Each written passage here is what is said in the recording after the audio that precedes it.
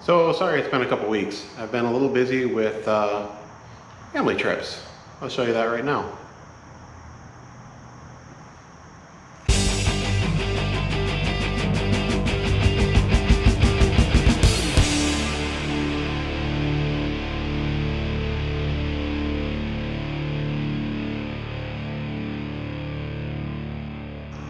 But that might play well with some of you guys. According to the analytics, I'm pretty popular with the old men.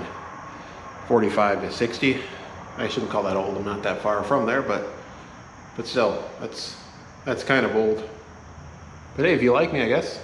I don't know what that says, but I'll take it. Alright. Alright, so when I last left you, I had gotten these wheels and tires on this thing. And I was dealing with a lug stud length issue.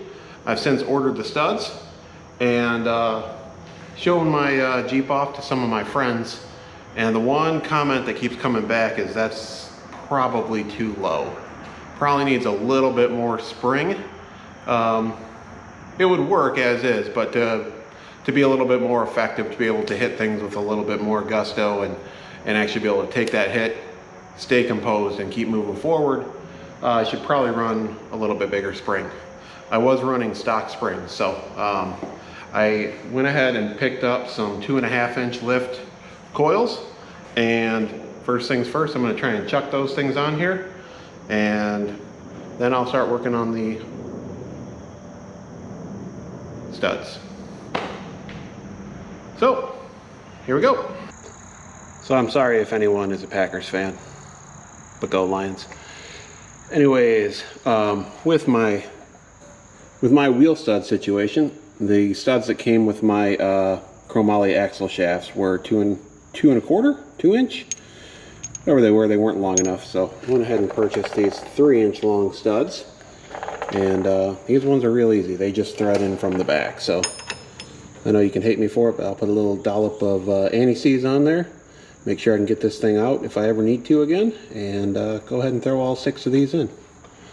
Yay! So now I've got my studs in. If I wanted to, I could go ahead and put on the rotors and the calipers and begin to figure out my brake line. But the first thing I got to do is get this stock spring out of here.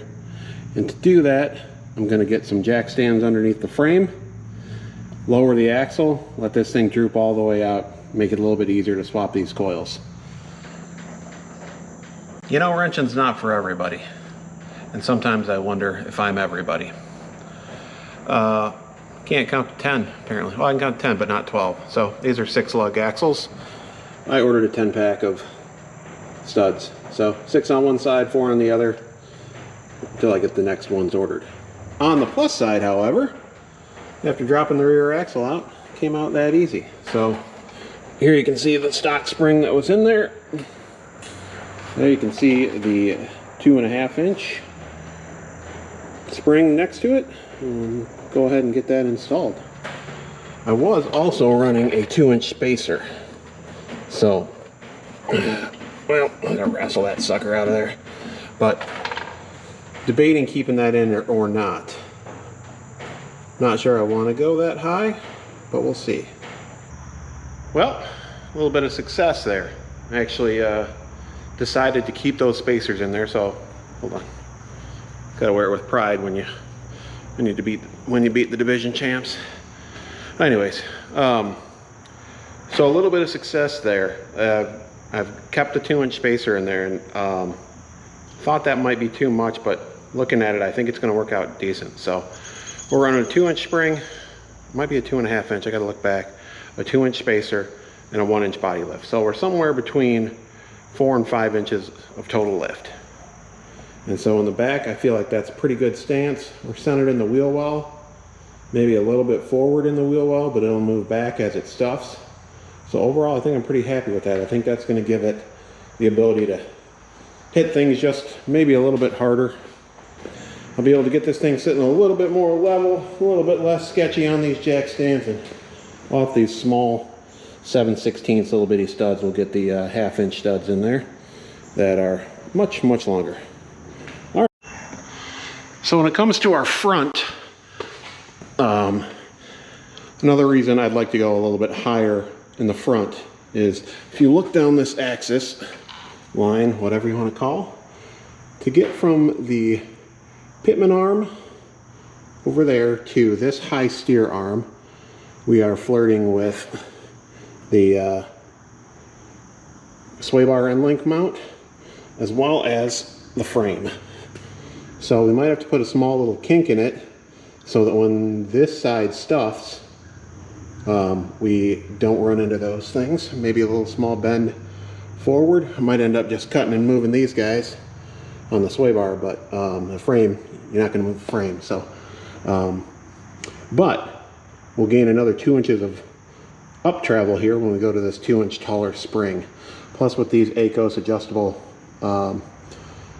coil mounts, I can kind of work whatever I kind of need to there, and we can also adjust our bump stop. So let's get it set straight and see how our control arm angles are looking. Well, you can see there's a little bit more difference here. Definitely got what looks more like a 3-inch difference, even though, you know, they might be different spring rates. Feels a little bit like a thicker coil here, a little bit tighter spaced. So hopefully that'll work. But like I said, I've got those ACOS coil spacers in the front, so that'll help me figure that out. Can always adjust it up and down. So let's sketchily throw that in there. Let's see how this goes.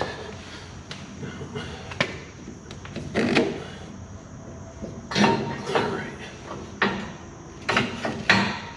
That in there part way. All right, so as usual, it's a family show, so in order for me to do this properly, probably gonna have to turn the camera off and swear at it. Definitely. Okay, so it turns out I actually didn't need to swear at all. Just needed to actually get the jack out from underneath it to let the axle drop far enough to where I could put the coil in, no problem.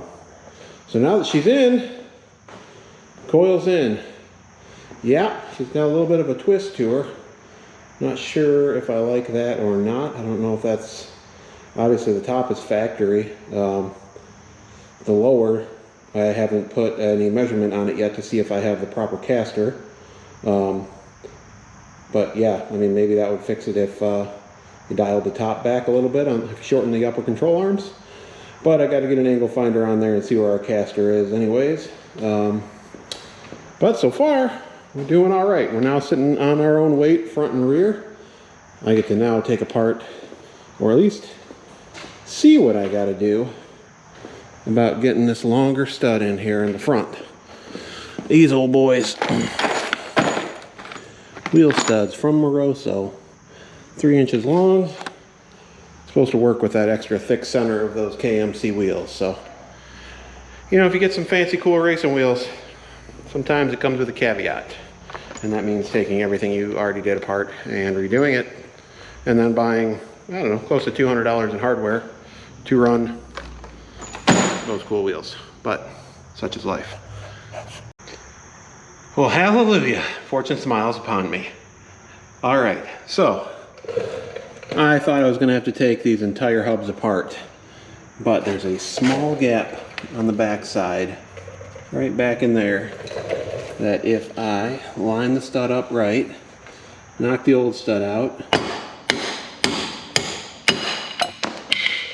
she falls right on down, and I can grab a new one, feed it right in through the back side, through that small little gap back in there, and thread it on through, and I'll be able to get my big 3-inch lugs on there. All right, so do a bunch more of those, and then I'll be able to throw these tires and wheels on, see how this looks. Yes! Okay, that was a little too much, but sometimes you need a win. So yes, I want to go full Howard Dean. All right. Hey now we're doing all right. So I got those studs in there, front and rear. Went ahead and bolted the tires up. She's sitting on her own weight. I think I really like this stance. So I think I'm going to go ahead and stick with those spacers in there.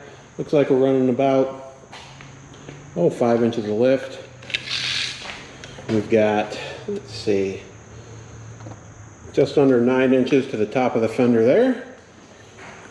And a little over 10 and a quarter right there. So pretty good numbers.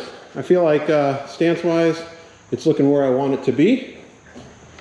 And that makes me happy. So I think next I can adjust the control arms to set our pinion angle in the rear and to set the caster up front. And after that, we'll start to build steering, but I think that's gonna be next week's video. So thank you so much. Sorry about 2-week break, but like I said, I was doing cool stuff with the kids, so that's gonna happen every now and again. But we're marching along. We'll see if I can get this thing done here before the fall ends. Maybe even do a winter trip, who knows? But I'm liking the looks of it, and just seeing it on wheels, man, that motivates me. So, hey, thanks so much for watching. Appreciate a like or a subscribe or a comment. Tell me what I did wrong. Tell me what I should do better. Let me know. All right. Have a good one. See ya.